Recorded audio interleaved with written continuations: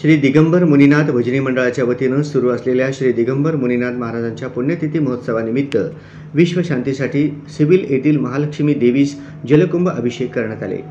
श्री दिगंबर मुनीनाथ महाराज पुण्यतिथी महोत्सव दिनांक 1 एप्रिल मंगळवारी रोजी सकाळी 5 ते 6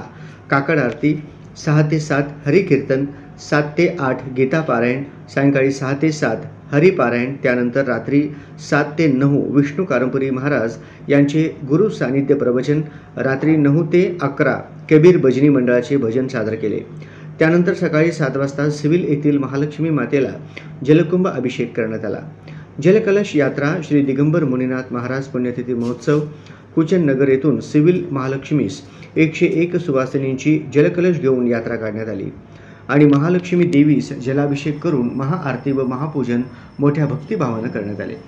सदर प्रसंगी विष्णू कारंपुरी महाराज, श्रीनिवास चिलबेरी, ॲडव्होकेट मुनीनाथ कारंपुरी,